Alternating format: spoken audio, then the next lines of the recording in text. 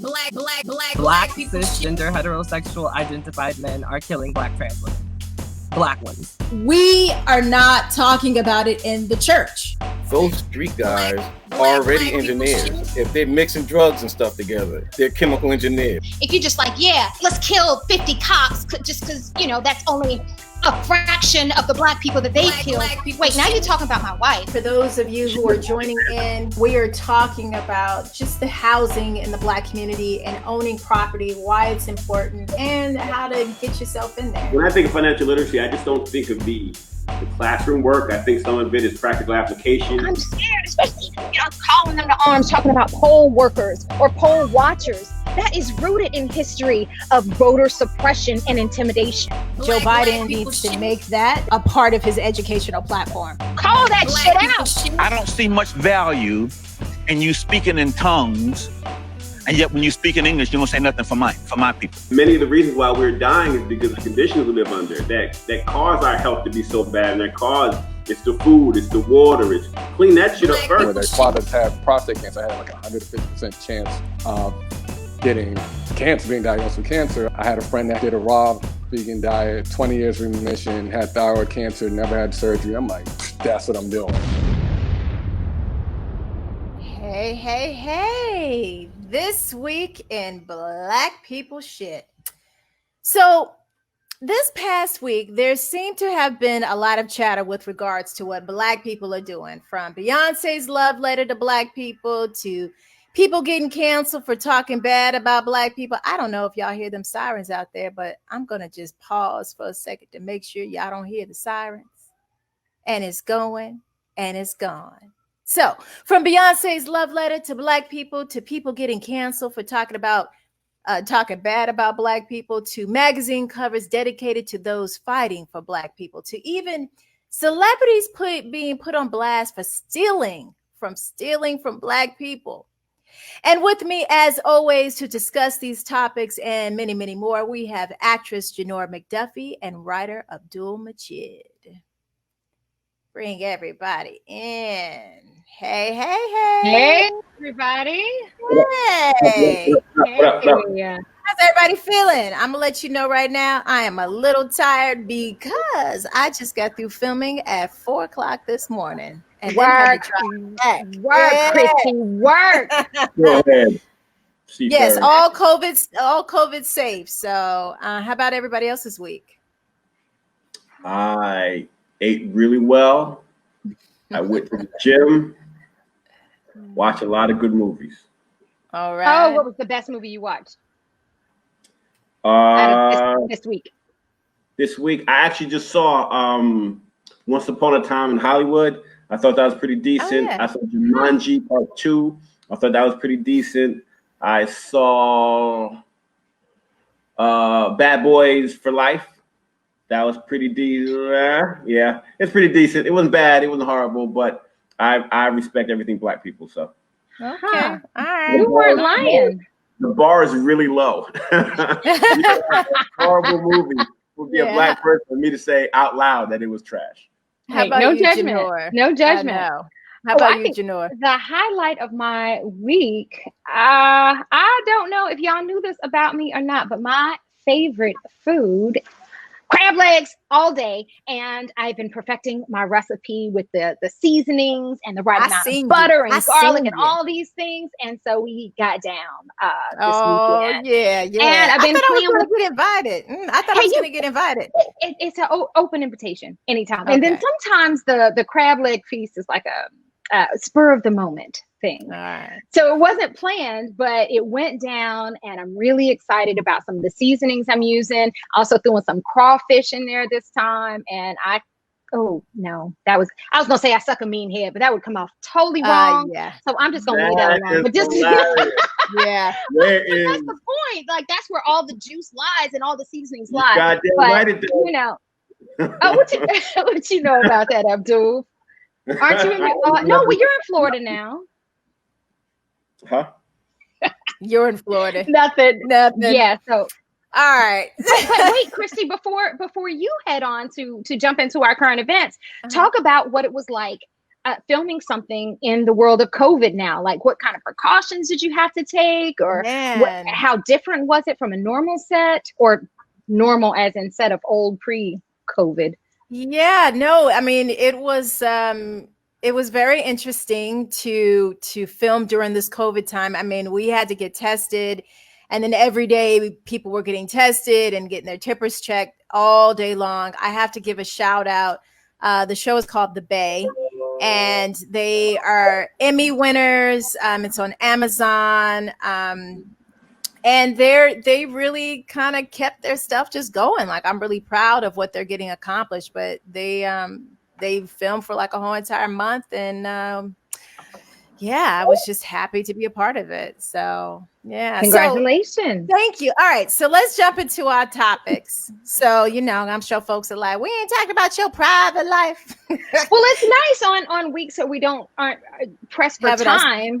And we can just kind of let the audience get to know us a little bit. I know. Y'all got some questions. Definitely put it out there. So for our first topic, we have Beyonce, everybody, and put out her musical film, Black is King, the day before the start of Black August, which Black August is a month-long celebration commemorating, brain, slow down, the life and legacy of revolutionaries and Black freedom fighters throughout history. So all of you guys out there, did you watch the film? If so, what did you guys think? And do you think it was purposely timed with the beginning of Black August, or is that just a coincidence? I think possibly it was timed. So the thing about Black August started in the penitentiaries in California. Like you said, it commemorates the legacy of revolutionaries. Started off particularly with the legacy of a gentleman named George Jackson, who wound up dying in jail. But while he was in jail, he taught a lot of brothers about the revolutionary ways, and they wanted to pass that on. So they started Black August to commemorate his particular legacy. Then after it left there, it went on to the world, and everybody else started becoming part of it. The new Africa independence movement is actually what started the outside the version, the one that's in the world, not the one in jail. So if you connect the new African independence movement with the idea of the fact that Beyonce, the whole story of what's it called, Black is King, was about a story about a boy from, it's kind of a ripoff of The Lion King, a boy in Africa who winds up going through this journey to take his place as the rightful king.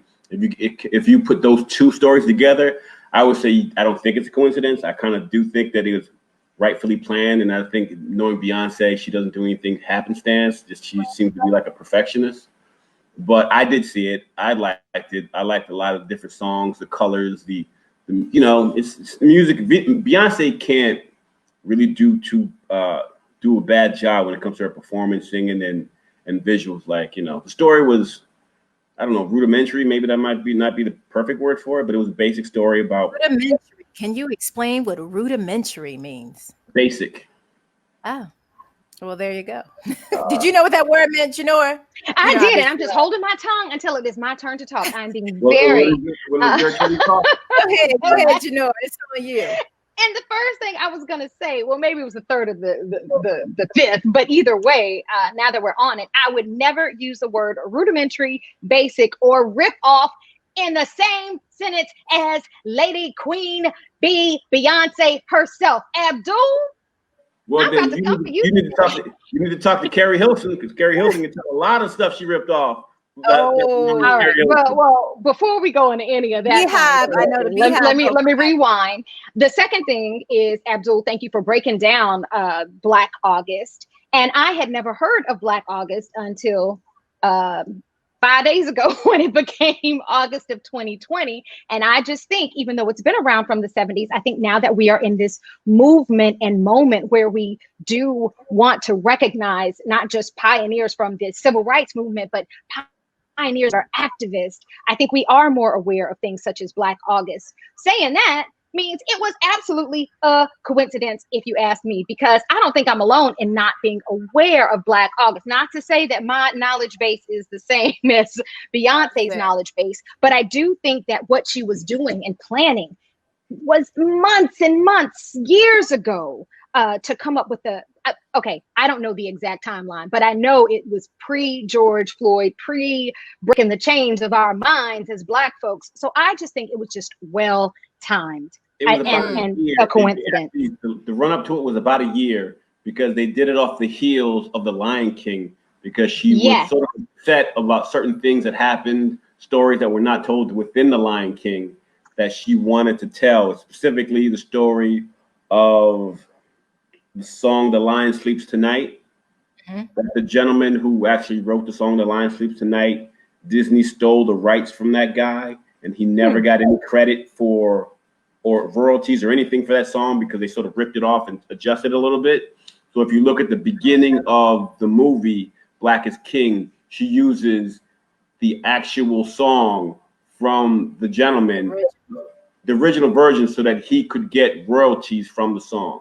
And then that's interesting. Good. Well, good for her. Good for her. And so in that sense, she does acknowledge that The Lion King was inspiration and just the source of this beautiful piece of art that she created. So maybe rip off might not be as apropos as inspiration or some other fancy word that describes my Beyonce. And I loved Black is King. I wanted to lick my TV. It was so beautiful in every way. The colors, the scenery, the people of all shades and shapes. I am just so moved. I can watch it every day. And I was so excited I didn't have to wait. I already had my Disney Plus subscription from Hamilton. So I'm just in awe of the art and what it meant and how I felt watching it. My girlfriend Natasha said she called it like watching someone paint, like Picasso.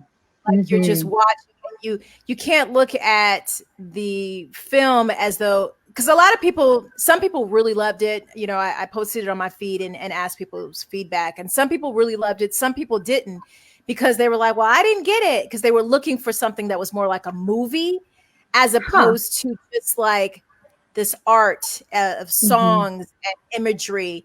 And one thing that I thought was so important is that we were looking at all these beautiful Black people from around the world that I just thought, you know, we don't get a chance to see that often or appreciate it as much. And I think that was what was great about Beyonce doing something now. I mean, it was just perfect timing. And then, of course, Disney airing it, which meant more people were going to be able to watch it and more people were going to see all of these beautiful people. So my hat's off to Beyonce. Can I say one thing about it, though? So, not to be a downer on this at all. Too late. Okay. Too late. So, what bothers me, what concerns me, not specifically about this particular piece, because I understand the history of this particular piece. I understand why she did this particular piece. So I respect it in all aspects. But the thing that bothers me as a Black American person, we are constantly seeing images of Black people outside of this country as royalty and regal. But then when they stick those same people and they show us in this country, we don't get the same light.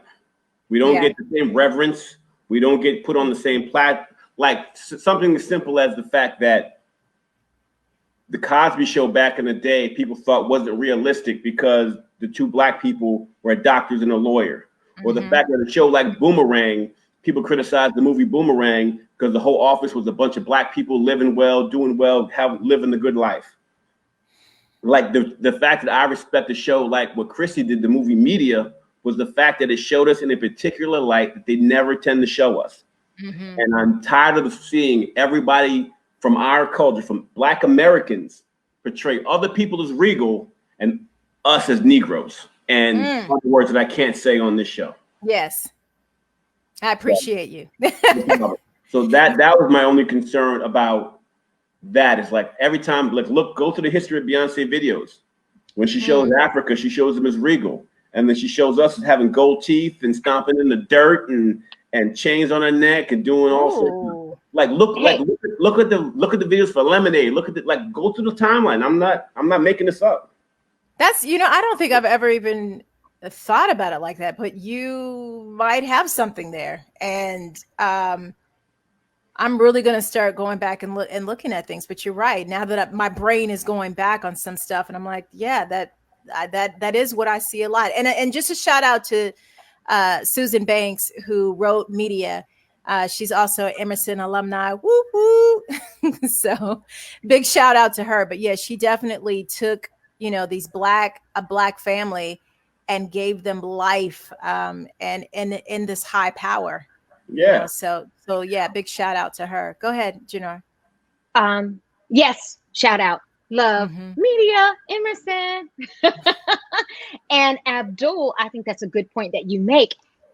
However, I would like to counter that and say the majority of the time when we talk about where Black people come from, we just stop at slavery. We just stop at where the boat came on the East Coast and the Caribbean and dropped us off. We think of that mostly just in terms of just how we're portrayed and how history of African Americans are portrayed, that it starts with slavery. I give Beyonce props for showing, yes, motherland, yes, regalness, yes, I came from kings and queens, and not, and slavery was a stop along the way, not my beginning. And I seem to think that that's a nice way that she's been able to shine the light on that. Not to counter your point, and I know we got to move on, but like if we really get to the history of how Black people got here in this country, it ain't kings and queens. It's Black people selling Black people to white people. Yeah. So our history of kings and queens, it stops at the borderline, because they were snatching us up from the wilderness and selling us to white people. White people weren't going through the jungle to get us. It was Black people doing that. And I think that is fair of a statement. And Chrystee, by request, I think that should be a future topic on Black people shit, because I feel like that's a conversation that's also not had and very uncomfortable within our society and community, because we just trying to get somewhere, Black folks. Yeah, so that in the conversation sometimes is a tricky conversation, but I think one that needs to be had. So I'm gonna put that in the suggestion box for a future show. Well, and in my teen show, my next episode that I'm doing is how media portrays African Americans in other parts of the world. So I'm going to have a young person from Kenya. I'm going to have a person from Germany, a person who actually lived here in the U.S. and is going to be who moved to Germany. He's about 18. I'm going to have him on the show because I want to see how people feel overseas, how they're being portrayed, how Americans are being portrayed over there, specifically African Americans. I know Tim has a question for Abdul. Is that a function of Hollywood decision making, putting people in a box, or Black content creators writing and putting themselves in an unflattering box? I think it's the latter. I think it's the first part. I think you need resources in order to create certain things, videos, visuals, what have you. I think if you look back into the 90s, when we were putting ourselves in a very flattering box, we look at the shows that were on TV. We were in colleges and TV. We had two family homes. We were everything. And then they wouldn't fund those projects anymore. And then from the music side, they wouldn't fund the music that were uplifting. They wouldn't funding the Poor Righteous Teachers and the production. BDP. The Brand Nubians. They weren't getting the funding. It was NWA and other people, because people love that visualization and love that story better than they do the fact that we're uplifting ourselves. So I do think if you look at people who don't have anything, they're, sad to say, a lot of us are going to adapt and do things in order to make money. I guess they figured I'd rather tell stories about selling drugs than actually selling drugs, which is the other option. Okay, let's move on to the next one. So last week, Oprah displayed that Breonna Taylor would grace the cover of her O magazine, which Breonna is the only person who has ever been on the cover of O magazine by herself. Basically, Oprah is the only person that's been on there, with some exceptions of somebody else being on there with her, like I think Michelle and Ellen, stuff like that. So at the same time, British Vogue released the cover of its September magazine, which showed Tamika Mallory on the cover, as well as several high-profile activists displayed on the inside. So has activism become trendy now, or is it just another example of people using the Black plight to make money? What are your thoughts? I'm going to show a couple of stuff, so go ahead. I think it's actually this mass manufactured idea just to make money. I think if you look at anything that Black people have been involved in, I don't have a lot of faith in commercialism. I don't have a lot of faith in corporations to be able to take something that's righteous and do it for the sole purpose of it being righteous, as opposed to doing it to make a dollar. They did it off our clothing line. They did it off our music. They do it off gold fronts. They steal everything you can possibly think of, the negative and the positive, to make a dollar off us. So why wouldn't this be any different? How about you, Janora?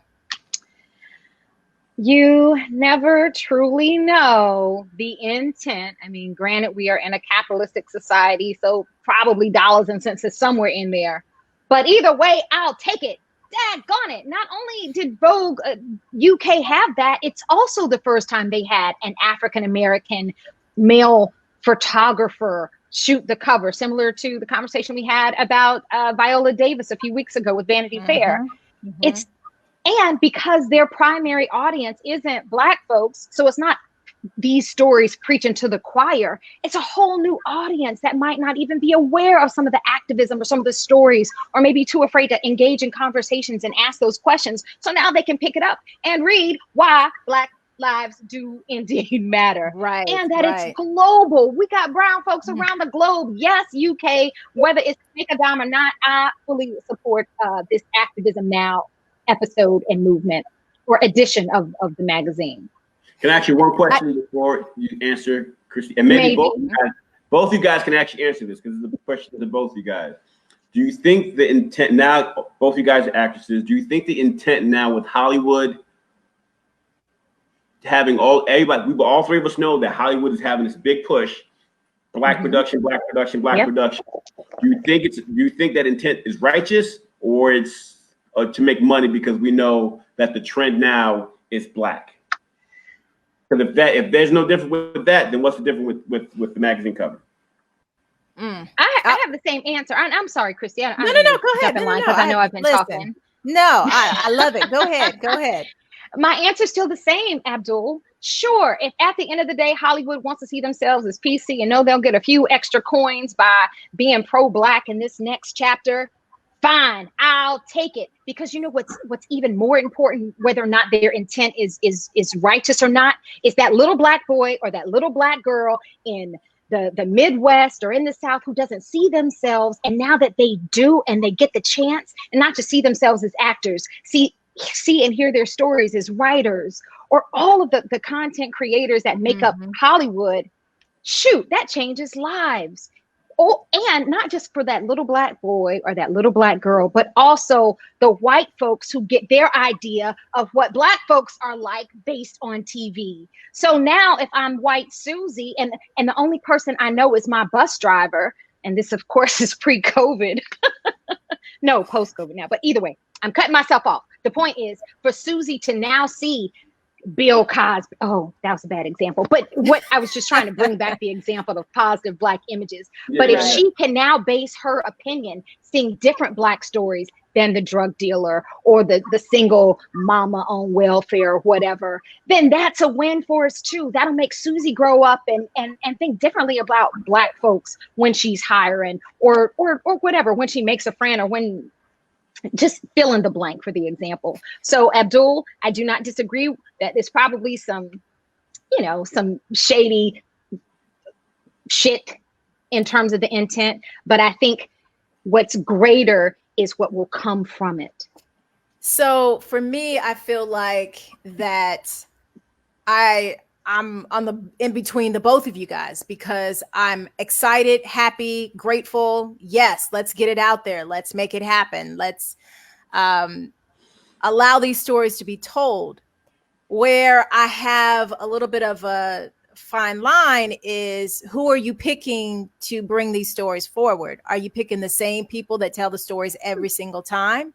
Or are you finding new talent? Are you finding new writers? Are you telling those stories instead of just throwing the money at the same people? It's like they keep hiring the same Black actress every single time. And there's nothing wrong with it, because I want that to happen to me as well. But I would love to have the diversity. So the question is where is it going to? And then at the end of the day, who gets to own all of this stuff, and who gets to tell who gets the last say in the story? So, you look at the Nick Cannon situation that, the whole time you think that he owns, Wild 'N Out, but then you find out he doesn't. And that to me was so heartbreaking, so it's those little things that, like, I'm on the borderline, like I'm excited, I'm happy that, it's picking up, but I also want it to stay. And that's the other thing. I don't want it to just be a trend that we're on this right now and then the stories go away too. And then I wanted to just go back to when we were talking about the Vogue, being on the cover of the Vogue. Part of the reason why they don't put a lot, from what I hear, from something I heard from years ago, one of the reasons why they don't put a lot of Black people on the cover is that people don't buy the magazine. They won't buy it. Not because, maybe it's because the person is Black, or is it conscious? Is it, not conscious at all? But we have to make sure that when Black people hit the cover, we have to go and support it, because if people are buying the magazine for that particular month, they're going to say, oh, well, let's put more Black people on there. So if we're not picking it up, they're not going to do it. And that's part of the reasons why they say that they're not, that they don't put Black people on the cover. So, so that's my story, and I'm sticking to it. So next we're going to move to, now that we're speaking of the exploitation of Black people to make money. So Taylor Swift announced that she will be changing the merchandise logo for her new album, Folklore. Thank you, Lois Roach, for sending this to me. After accusations that she stole the logo from a Black woman named Amir Razul, who is the owner of an African fashion-inspired showroom called The Folklore. At the same time, WeTV announced that it was severing ties with Tamar Braxton after her... I'm sorry, Tamar Braxton, my brain. You guys, I'm so exhausted. I'm on 3 hours of sleep. Tamar Braxton, after her attempted suicide, was linked to her disapproval of her portrayal on the WeTV produced reality show, Tamar Braxton Get Your Life. So are white-owned companies now being held to account for their theft and misuse of Black culture, or is this business as usual? Sorry to be negative. It's business as usual. I think if Taylor Swift didn't get, I think with the advent of social media, being able to call out specific people and having it produced to or distributed to a lot of people, it's making a lot of people cautious of the things that they do. I don't think that she would have changed the logo if she could have got away with it. I don't think that WeTV would have canceled the show. Matt, they didn't cancel the show. They're going to still play the show, but I don't think Tamar would have got out of her contract so easily if she didn't have a suicide attempt and they got bad negativity, because there's already bad negativity about reality shows putting Black people in a bad light or displaying Black people in a bad light. So I think it's business as usual. I think they looked at the numbers and they said we're better off doing this than doing this. I don't think it had anything to do with being held to account. It's just another thing. How about you, Janora? Well, if you look at Taylor Swift's version, and if you look at Old Girl's version, and I'm sorry, I need to give her props and her name. I can't. Are you talking about the Amira Razul? If you hold up Taylor's and if you hold up Amir's, there is no denying that she ain't stole that from Amira. I think you're absolutely right, Abdul. Social media allows a platform to call folks out. I do not believe it was Taylor Swift herself. Of course, that big of a stage and of a name, you have a team. That does not excuse her from being part of being responsible for stealing a woman of color's ideas and fashion, what's important to me isn't that she acknowledges, oh, you know what, my bad, my fashion person must didn't know or whatever. What's important to me is, yes, that was wrong. And then not only am I not going to use it, I'm either going to use yours or I'm going to invest in you. Like, don't just show me from your actions that you're pulling out. Show me from your actions that you are investing, that you are seeing me, that you are pushing my career forward to make up for it. And in terms of Tamar Braxton, I think that has other layers than just a black show, white show, the man who owns it. I think she wanted out long time ago. And yeah, I think that's a different scenario. But I think in terms of moving forward with the fashion and the Taylor Swift is similar to the conversation we had earlier about the white people who were pushing or relinquishing their positions as voiceover artists when they were voicing a black person. Mm-hmm. So it wasn't just, oh, my bad, I didn't know. It's, oh, my bad, I'm going to give this away and you need to choose a black person for this. So let me see your actions after you realize that you've been called out and that you have seen the wrong. Mm-hmm. So I wanted to read what Amira wrote. So the Taylor Swift's company, Taylor Swift reached out. A lot of this was through Twitter. And I love her response. So basically, the company reached out to her and said, Taylor Swift, I admire the work you're doing, and I'm happy to make a contribution to your company to support the Black in Fashion Council launched on 8/3 with a donation. So Amira responded, I am a 24-year-old Black woman with a master's degree, an impressive freelance writing career, and I'm currently building the LVMH of Africa. Put some respect on my name and shine a light on all of this Black excellence. Also, the Folklore is a business. It is not a charity. We don't accept donations, but we are currently raising capital. If you are a serious angel investor or VC interested in getting in on this pre-seed round, drop me a line. And I thought that was so beautiful because most people would have taken the money and said, oh, please, donate. Oh, thank you, blah, blah, blah. She was like, look, first of all, I am not a charity. That's the first thing she said. And she's like, no. Don't give me no donation. Gonna become one of my investors. How about you invest in my company? So I cannot wait to see what Taylor Swift ends up doing. Great minds. Okay, so if she was looking for a venture capitalist or an investor, wouldn't it have been more productive for her to take the money that they were going to donate to her and invest in herself, as opposed to having some outside person take a percent of her company? Like, I don't know if that was the smartest move in the world, because if someone's going to, you could ask for the amount of money that you would want a venture capitalist to invest in your company and say, hey, listen, donate $20,000.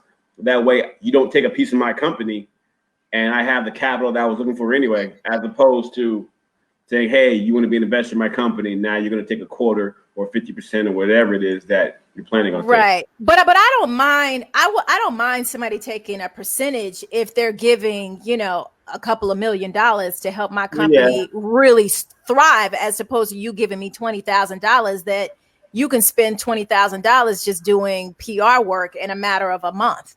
Then, you know what I mean? Again, the tone she took with that letter, do you think that's going to entice anybody to become a venture? Do you think it's going to entice Taylor Swift to invest in their company with that particular tone?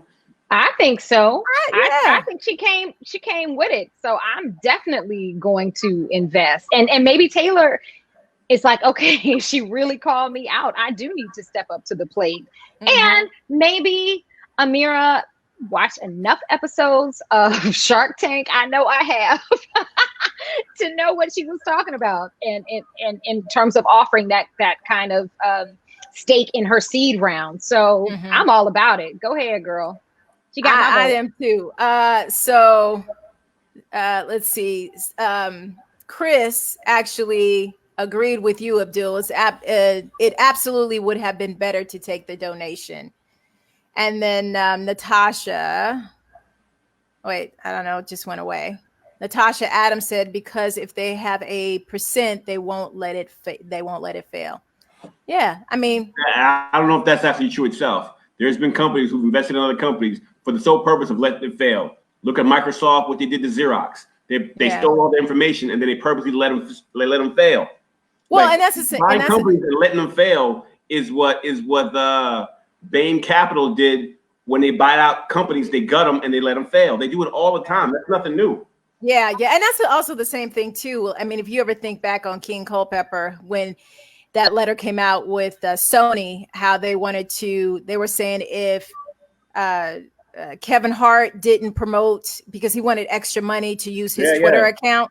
Mm-hmm. So he said, listen, if he doesn't do it, we're just going to not do any PR and let the movie fail and then see what he says. So they're definitely, we have seen some, situations like that where they would do that, but and then Spencer said corporations can't accept donations. Plus, all offers of donations are always tied to the tax write-offs. That's another one. Hey. Yeah. That's a good one. Definitely close to it. Yeah. So, okay. So another topic that we have, several people came under fire after their criticism of behavior of Black people was looked at as disrespectful. Lord have mercy, here I go. Paulie Malignaggi. Thank you. Dang, Paulie. A boxer commentator for Showtime was fired after he stated that racial oppression is way above exaggerated in this country. Hip-hop music producer, that was one, and then hip-hop music producer J.W. Lucas got into an argument with an activist, Tamika Mallory, after he tweeted, "Why is the world asking for justice for Breonna Taylor? She was involved with multiple drug dealers who were using her house as a trap spot." And I have to add, that was not proven. If you sign up for that life, there are consequences. Let's just start with those two right there. Let's just stop there for a second. Anybody got anything to say? The fact that he would say that she got what she deserved to a certain degree was just appalling to me. I think that, so this might sound unfair. This might sound a little bit unfair, but I think when it comes to the plight of Black people in this country, I think most white people and non-Black people, anybody who's not Black, specifically non-African American, need to kind of be quiet about it. And the reason I say that is because even if you look at pre-slavery, Black people have always been held to some sort of examination and criticism. And those particular examinations and criticism that were the justification for our enslavement. They said things like, we need to, they're better off enslaved because they're savages. And even though they're in bondage, they're civilized. So they use these justifications or the examination and the criticism of us as justification for their behaviors. And something I was taught a long time ago, I was self-told, there was a philosopher, I forgot who it exactly was, but he says criticism comes with strings attached. He said, if you're willing to openly criticize somebody, you have to be equally willing to put it to help that person or that thing out that you're criticizing. And the thing that this country does, and the thing I'm sorry to say, a lot of people, Westernized culture do, is that they criticize Black people to their debt, to the point where they fail, and they won't do that other part of actually helping to rectify the thing that they're criticizing. So if you're not going to help what people like, even if the story was true about Breonna Taylor, and that she was, if you're not going to help communities and people like that who don't have to rely on drug dealers, even though the story was wrong, but if it was true, who don't have to rely on drug dealers for extra money to live, or who have to rely on whatever the oppression that Black people are going through, if you're not going to help rectify that situation, then you need to be completely quiet about it because your commentary is not necessary. Well, Janora? Abdul, I applaud you. I just knew you were going to say STFU somewhere in there. Should have. Love your language so much. What's really interesting, and I'll throw this out there. You opened with saying, if white people don't need to be involved in these conversations. And I think that's what Tamika was saying too in her comment about what he was saying. White folks just don't need to say anything. Yeah. But for me, I'm just listening. That sounds absolutely opposite of where we were when George Floyd was murdered. It was white people, say something. White people, don't be silent. White people, this is your fight, your part to change, since you are part of the power structure. It's not the same. So then, how is it not the same? Because they're not saying what you want them to say? Because one is a call to action, the other is criticism. They're saying white people get out and hit the streets with us and topple over this oppression system. The other's just saying, hey, you're bad for doing what you did. That's two different things. So how about this? How about, and I don't know where or how this is possible, but how can we have a space where he can say that and be corrected and take it back to his community or his thought pattern or his place of power and do something? Does that make sense? Because if he ain't say it out loud, he's thinking it. And you know how many other white people are thinking, she got what was coming to her and just aren't saying it because they don't want to be in the same shoes as he is. But she was able to correct him. In what space can we have white people say something and say, you know what, my white brother, that ain't quite right. Here are the facts right here. Because a lot of white people end their statement with a period instead of a but. They end it with, you did wrong, period, instead of you did wrong, but I'm willing to help you do X, Y, and Z. That's the problem, is that they criticize and they don't do enough to help to rectify the things that they effed up in the first place. All of this stuff is a trickle-down syndrome of the stuff that white people did from the beginning of the time we got here. Go ahead, Janora. I know you got something to say. Go ahead. I know you want to say it. So. I just want to make sure with everything Abdul says, I have to let it sink in, and then I have to let it seep through my blood and come back in a very genuine way, because I love what you bring to the table, Abdul, and I love what I bring to the table to meet you with love and kindness and rainbows and sunflowers, but with a fist, right? So I want to make sure I'm fully understanding your point so that I can, come back at you with my rainbow. The point is that you're like Jesus, who came with love. I'm like Jesus, who's coming with the sword. I think that we need to put people to task for their behaviors. And if you're not willing to stand up and do things and help in the situation, and all you want to do is criticize, then you have nothing to say to me at this point, because that's all you've been doing. I'm not going by their recent actions. I'm going by their history from the moment we met them. Okay, so Jesus with the heart and love coming at you. So where then is there room for him to say that and be corrected and then move on? Let's move on forward instead of when he helps. Said that we are not dealing with you no more. When You're he not helps. part of us. I'm sorry. When he helps, when he says, you know what? These are the situations that, people are getting themselves into, or women or whatever, So let me go to the community and help out some of these young kids so that they don't have to get caught up in the same situation, even though that wasn't her situation. That was another thing. He said something that wasn't even true. Yeah. You know what I mean? And I'm sure I know some people who are selling drugs and stuff like that. That don't mean that I have anything to do with it. But just because this person came to my house doesn't mean that I'm holding their stuff in my house. So that was his mistake in the first place. But the other thing is that Abdul is saying, instead of, talking all this mess and criticizing, why don't you come out and help these people who could possibly be dealing with stuff like this? And I think that's the difference between that's the difference between the people helping out there with the marching and everything, because they're speaking up, they're making the change, they're helping the change.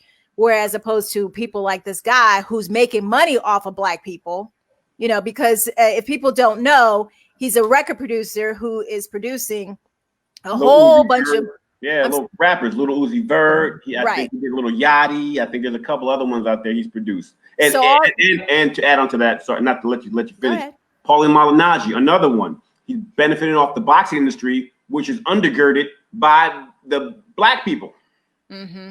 Mm-hmm. So what you were saying, Janora?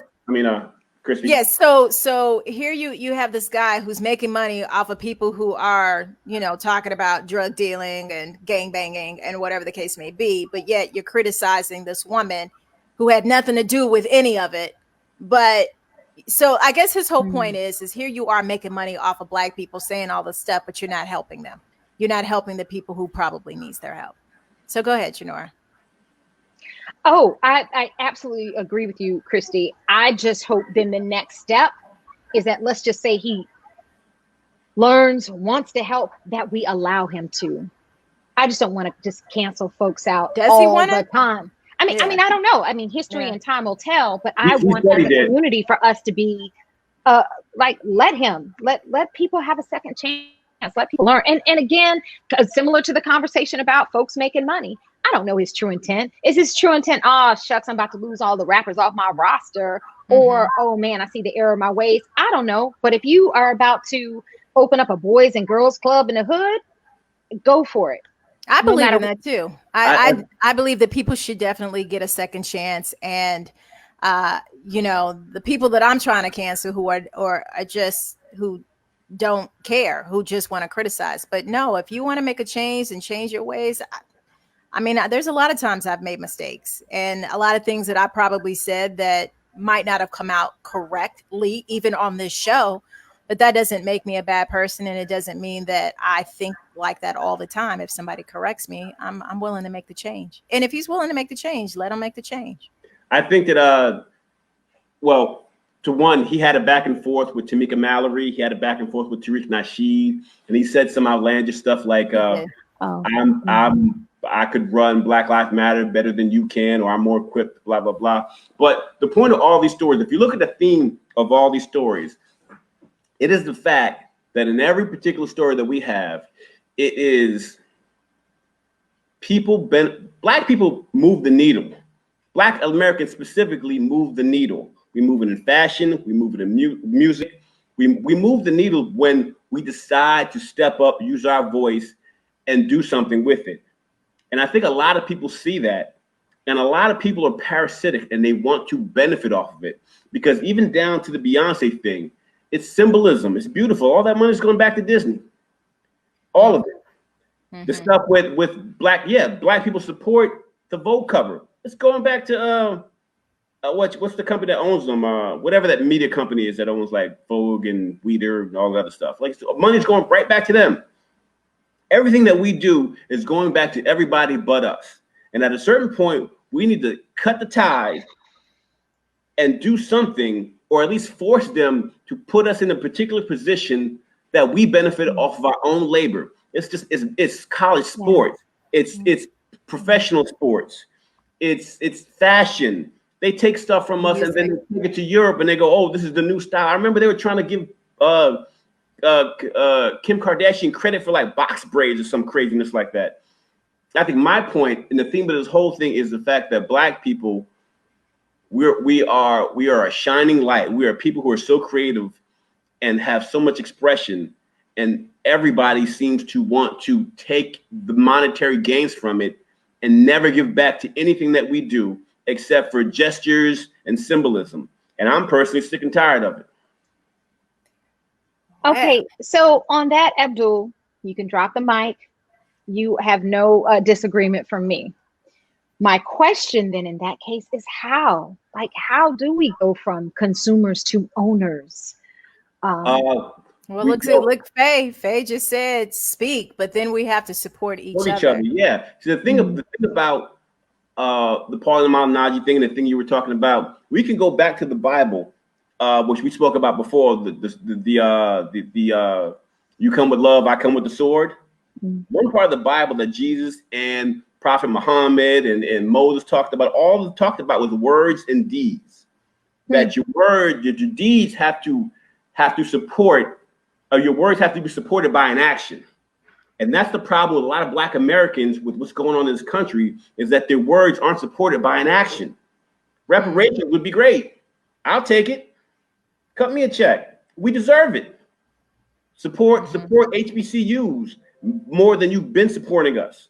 Support businesses in terms of putting money in the business and not just taking a cut of the profits. Like, there's a lot of things that could be done to benefit Black people, but are not done until we start burning stuff up. And then they go, oh yeah, Black people, you know, we need to support more. And they sing, actors start singing songs and they start doing all this sort of nonsense. I'm saying, do the work. I'm tired of the talk. Do the work. Well, on that note, I was gonna bring up this whole thing about Terry Crews, but I'm like, we got a minute to talk about it. Yeah. Let's keep it going. Well, on that note of the same buffoonery, so actor Terry Crews was told collectively to shut up by Black Twitter after he tweeted an acronym for the word coon, which he said stood for, and I quote, conquering our own negativity. Oh, Terry Crews.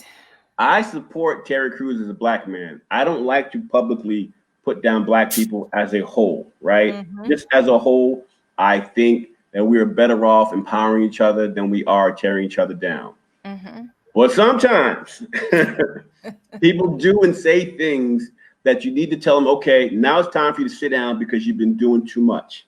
Right. Terry Crews, other than this coon thing, has a history or has had a recent history of doing and saying things that seems to have a hidden agenda that seems to be used to appease the racial majority in this country. And I think that's what Black people is fed up with him. It's like some of the things he's saying are not out of bounds, but he's putting the cart before the horse and putting us in the same light that he's putting an oppressor. Like he's saying, he's trying to say that when we do things, if we're not careful, that we're going to be just like the people who oppressed us, even though we don't have a history of oppressing anybody. So why would you even put those two things together? Because they don't make sense. Right. So he does need a collective sit down is I think the right thing to say. Not get out of here, not you're canceled, not you never need to speak again. But right now, what you're saying is detrimental to what we're trying to do, and you need to go away. And for, you know, I mean, I like Terry Crews. I guess I understand to a certain degree of what he's saying. I just think I agree with you, Abdul, because he's saying it in the wrong way. Like coon, there's so much negativity around coon. And I get what he, you know, and my question is, you know, is that the same thing? Is he trying to make the same reference of like when people will use the N-word and stuff like that? You know, how we took it and made it different. Is he trying to do the same thing with the word coon? Like, it's just so, I don't know, some of these things that he's saying publicly, I feel like these things need to be said behind closed door and flushed out before you make this sucker public, because the wrong people are going to get their hands on it and they're going to use it against us instead of for us. So, Janora? So I'm going to show some love for Terry. I think Terry represents a voice. Again, it might not be a popular voice or the majority voice, but it is a voice. And I think that I think he means well. Again, I don't know nobody's intent. Abdul, you seem to think that it had some other meaning to it. I think he's just trying his best. He just from jump doesn't have the same respect as other Black folks in the community because of his history as coming off already as a coon. Chrystee, I agree with you in terms of maybe he's just trying to take a word that had a negative connotation like the N-word and reform it, take the power back. The N-word isn't a negative thing anymore if it's from the right person, not from, okay. But what I'm trying to say, or the new point I'm trying to get to, speaking for Terry, his point, at least from what I understand, from what I read, was what did it stand for again, Chrystee? It stood for conquering our own negativity. Conquering our own negativity. Conquering our own negativity. He was trying to point out in his lame analogy, or his analogy that went way left, was that our own negativity is the whole black on black thing. Like, I think he's trying to use it in terms of we need to take care of shit on our own. But we don't call each other community. We don't use that word, coon. We don't call each other. But we use coon. nigga all the time. In the hood, they call each other N-words all the time. He wants to take the C word, use it, reconfigure it, and then make it not only have power, but have power to put a mirror on ourselves, as in we need to take care of stuff at home. Mm-hmm. Yes, fight the power, but Terry Crews is like, with Coon, it's our own whatever. Again, I'm not saying I agree with the brother. I'm just saying that he does have something legitimate that he's saying, but because he is Terry Crews, we just automatically cancel him. So I'm just trying to just show a little tenderness to a voice that is trying. Yeah. I mean, I respect that. Go ahead. I respect that. He was trying to be cute and it failed. It was an epic fail. I think it's so funny though that on my own show I use the N-word, like in this content. So I was like the N-word instead of just using the word. I thought that was funny. I was like, did I just say the N-word on my own show? I thought that was pretty hilarious. Like the N-word, like, but then I realized that, I got a mixed group of people that end up watching the show. So and your show's called Black People Shit. You're allowed if you want to drop it. So let me see, we need to get to a place where we ignore ignorance and stop trying to convince a racist and oppressive folks to stop. It's time to make them. And then Faye said, African Americans have not oppressed people, but humans have. We have the capacity to do that. Look at Africa. I think that's what he meant. Yeah, I mean, these are all good points. I give the brother the benefit of the doubt. And I think sometimes people just need to kind of take a step back for a little while and really hear what other people are saying so that he also gets it. You know what I mean? So that he can understand what everybody is saying to him instead of continue to keep trying and trying and trying. And it just doesn't get him anywhere. You know what I mean? And I think it goes both ways. Mm-hmm. I agree with you, Chrystee, but I think it also goes both ways. Let's not automatically cancel Terry just because, oh shit, Terry done got a new tweet out and we automatically know that we're not going to agree with it before we even read it. So I think that grace should happen all around. Agree. I know we got to move on, but my only last statement is, how many times does someone have to tell you that they're not on your side before you believe that they're not on your side? Well, there you go. We are going to end with our person of the week. And so you guys have known, I've talked about it finally. We're rolling in on the 2-year anniversary of my brother's passing. And for the first year, I didn't talk about it at all, or at least the first 8 months or so, until my dad passed away. And so I'm a little more vocal. There was a time in my life where I did not want to talk about my brother being bipolar, schizophrenic, all those kind of things because it was shameful, as opposed to it being a part of my life that was real. So I decided to make my brother the BPS of the week because it is the 2-year anniversary of his death this week. And we suppress sometimes these things. And I want to start sharing and celebrating his life. So my BPS of the week, or our BPS of the week, is my brother, Eric Campbell. That's a picture of my brother and my mom. So that is my BPS of the week. And forgive me of my emotion. But so sorry. Didn't know I was going to have a breakdown. But anyway, that is our show for the week. Do you guys want to end with anything before we jump? Thank you, Terrence Taylor. Go ahead. Just appreciation of you, Chrystee. I know it's interesting to be vulnerable. But your vulnerability is power for everyone watching. So thank you for that, and God bless your brother and his life. Amen. Amen. Yeah, I don't do vulnerability well. I don't show it publicly. So kudos to you for being able to do it. I don't have that gene just of yet.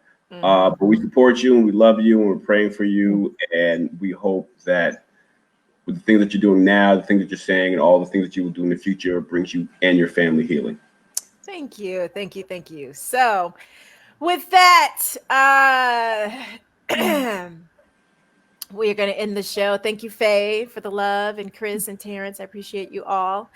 And we will see you guys next week. Please like and share and let people know, because it is a little difficult with our name and the subject matter. Sometimes I think Facebook kind of blocks some of our stuff. So we want to make sure we get it out there. So please like and share. And we will see you guys next week. All right, you guys. Good night. Later. Bye. Support niggas. Off my thing. Thank you, Erica. I saw you. Bye. So stupid.